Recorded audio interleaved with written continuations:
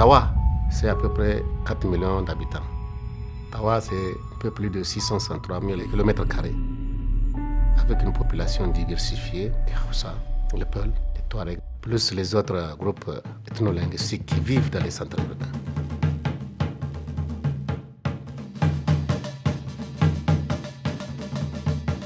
Aujourd'hui, Tawa est tourné bien sûr vers les actions de développement économique. D'abord l'agriculture. L'agriculture est le premier facteur de développement de la région de Tawa. Et à travers cette agriculture, les autorités de la 7e République ont eu à mettre suffisamment de moyens.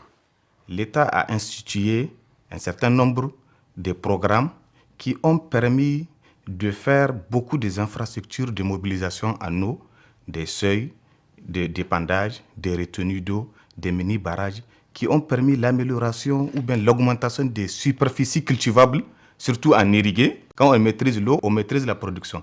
Donc l'augmentation des superficies irrigables a été aussi accompagnée par l'appui conséquent de l'État en intrants et équipements agricoles qui ont permis aux gens de rentrer et de produire beaucoup.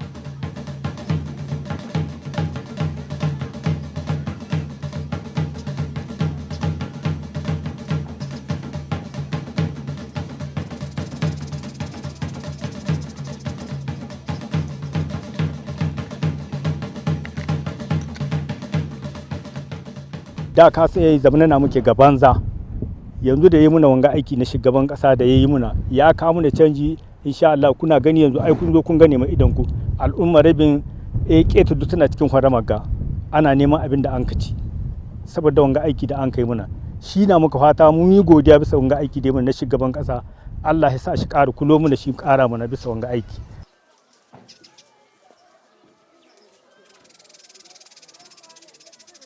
Depuis l'arrivée de son Excellence, Monsieur le Président de la République, Alhaji Mahamadou Issoufou au pouvoir, il y a eu beaucoup d'investissements dans ce volet-là. Des barrages, des seuils d'épandage au niveau de la région de Tawa. Et je peux citer 3 grands barrages qui ont été réalisés. Il y a le barrage de Tagelegel, capable de mobiliser 11 millions de mètres cubes d'eau. Il y a le barrage de Anekar, capable de mobiliser 6 millions de mètres cubes d'eau, et le barrage de Guidamagaji dans le département de Malbaza, capable de mobiliser environ 2 millions de mètres cubes d'eau. On peut citer d'autres mini-barrages tels que Tarabissa, Angoualdania et beaucoup de seuils d'épandage. Nous sommes des fonctionnaires de l'État, nous sommes payés à la fin de chaque mois. Le paysan, lui, son salaire, c'est dans ce qu'il peut produire. Et la production est possible parce que quand tu mobilises de l'eau à quelqu'un, je crois que tu lui as tout fait. À travers l'initiative 3 jeunes, l'État a développé la maison du paysan. Une maison du paysan qu'on trouve dans chaque commune. Vous avez les engrais agricoles, vous avez les intrants aliments bétail, vous avez les matériels agricoles. Vous avez tout à la disposition à côté donc de cet éleveur, à côté de cet agriculteur.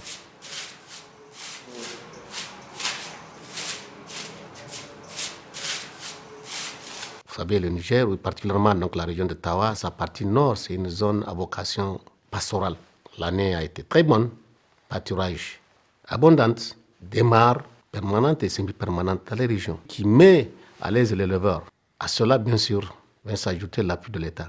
L'État qui ne cesse d'appuyer à travers les aliments bétail, à travers des vaccinations, à travers, en tout cas, les suivis réguliers pour appuyer l'embonpoint nécessaire de contemplation aujourd'hui, que ce soit l'élevage non seulement intensif, mais aussi commercial.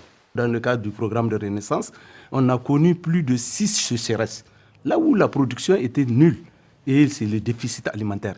Mais le gouvernement a toujours pris le taureau par les cornes avec les appuis qu'il est en train d'amener dans les collectivités du Niger, tout le territoire. Il n'y a pas une commune qui va te dire qu'il n'a pas reçu des vivres dans le cadre de l'appui alimentaire, la distribution gratuite, des ventes à prix modéré, des sacs qui font 20 000 francs, on vous le revend à 11 000, à 12 000. Vraiment, ça, j'ai dit que vraiment, on s'en félicite.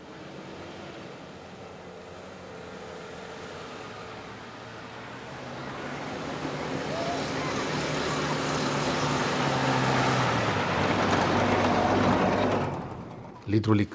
non seulement l'hydraulique pastorale, mais l'hydraulique liée à la consommation et l'assainissement. L'hydraulique pastorale, je vous ai dit tout à l'heure, les mares permanentes et semi-permanentes, et au-delà, elles sont appuyées par des mini-adductions d'eau, par des puits pastoraux qui vont, pendant la période de sèche, en tout cas, arriver à soutenir donc ces pâturages-là.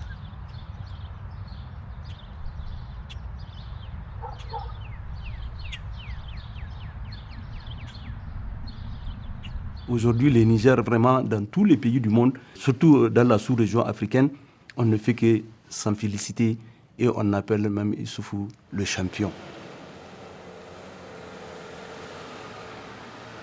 En 6 ans de l'accès du président de la République, son Excellence Issoufou Mahamadou, aux destinées de la République du Niger, nous avons senti un boom dans le cadre des infrastructures au niveau de notre région. 742 salles de classe en matériaux définitifs ont été construites, réceptionnées et toutes équipées. C'est un grand ouf pour l'enseignement-apprentissage de notre région. Les années passées, lorsqu'un élève, au bout de 6 ans, 7 ans d'école primaire, n'arrive pas à décrocher son CFEPD, qui lui permet de continuer les études secondaires, il est automatiquement renvoyé. Aujourd'hui, lorsque l'élève épuise ses possibilités de continuer, il est orienté au niveau des centres de métiers. Et des milliers d'élèves sont orientés chaque année au niveau des centres de métiers pour apprendre un métier au lieu d'aller grossir le lot d'enfants se trouvant dans la rue.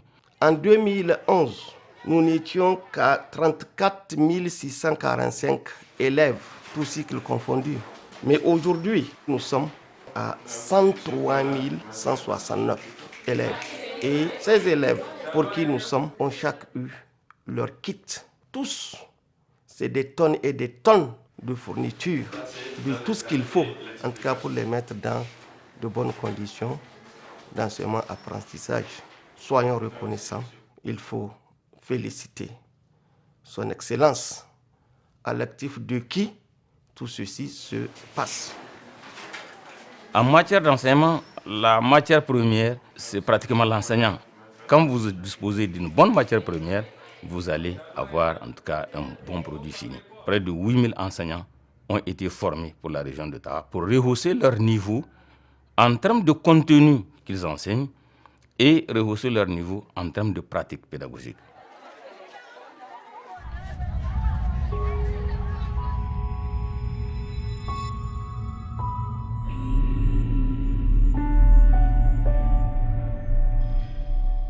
L'objectif que le président s'est donné comme préoccupation première, c'est l'amélioration de la santé de la population. Et de façon spécifique, c'est l'amélioration de la couverture sanitaire au niveau de toutes les régions, particulièrement au niveau de la région de Tawa.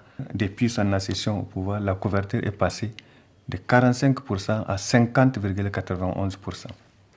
Le personnel, selon les normes, qui est passé de 28% à 82%. Les centres de santé intégrés avec un seul agent qui est passé de 45 à 75%.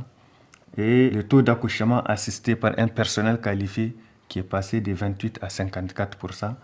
Il y a aussi le taux de mortalité infantile qui a chuté de 318 pour 1000 naissances vivantes à 87 et le taux de mortalité maternelle qui est baissé de 700 à 455 et pour 100 000 femmes. En termes d'action concluante, c'est surtout la dotation de toutes les formations sanitaires en ambulance. Au niveau de la région de Tawa, nous avons reçu 37 ambulances. Cela nous a permis de prendre en charge toutes les femmes en difficulté au moment de naissance dans les régions, en tout cas difficiles d'accès, dans les régions qui sont très éloignées des formations sanitaires.